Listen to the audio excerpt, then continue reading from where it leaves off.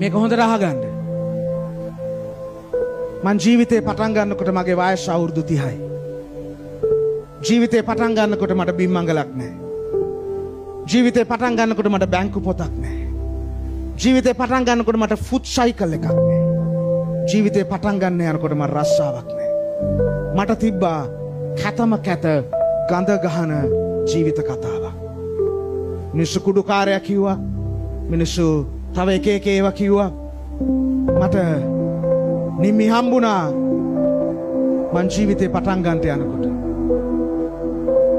කොමගේ පුතා මේන පුතා මේ මං අතල්ලගෙන ඉන්නේ මේ අවුරුදු 17ක කොල්ලෙක්ගේ අම්මා කෙනෙක්. come here sit here come here okay මේ මගේ පුතා මේ අවුරුදු මෙයා ඉස්කෝලේට පික් කරන්න යනකොට යාළුවෝ කියනවා අන්න අක්කා ආවා කියලා. your sister has come to pick you up, right? Okay, thank you very much. Right? I just want to show you. මං මෙයාට මගේ ජීවිත කතාව කිව්වා. මම මෙහෙම කෙනෙක් මට බය හිතුණා කියන්න ඇත්තටම. ඒ කියන්නේ දැන් ඔයා හිතන්න අවුරුදු 17ක ළමෙක් ඉඳද්දි මෙහෙම ලස්සනයි නම් අවුරුදු 17කට කලින් කොහොම ඉඳ ඇතිද කියලා. සිංහල කතාවක් තියෙනවා ගෑනු ළමෙක් දැක්කාම දෙපාරක් හැරිලා බලන්න හිතන ගෑනු ළමෙක් කියලා. මේක වෙනස් කරන්න වුණා 4 පාරක් බලන්න හිතන ලස්සන කෙනෙක් යා. මම එයාට කිව්වා මගේ ජීවිත කතාව. මට බයත් හිතුණා කියන්න. එයා ඊටාම පිරිසිදු ගෑනු ළමෙක්. එතකොට මං වගේ කිලුටු ජීවිතේ මේ කැත වැඩ කරපු එහෙම කෙනෙක් නෙවෙයි.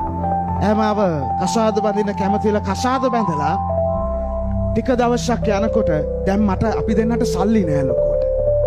අපි දෙන්නට ලොකුවට සල්ලි නෑ. අපිට පුංචි පඩියක් තිබ්බේ. පුතා හම්බුණා. පුතා හම්බ වෙලා දැන් අපි ඉන්නකොට එළියට යනකොට මෙයාට ඇඳුම් අඳින්න ඕනේ. මෙයා ඇඳුම් ඉල්ලන්නේ. ඇයි? එයා දන්නවා මට එහෙම ලොකු ඇඳුම් අරන් දෙන්න සල්ලි නැහැ කියලා. මෙයා එක දවසක් ස්කර්ට් එකක් ගන්න රුපියල් 500ක් හරි 600ක් හරි රුපියල් 500ක් 600ක් අරගෙන පමුණුවට යන පාරට මෙහෙම තියෙනවා මේ පාරේ කඩ.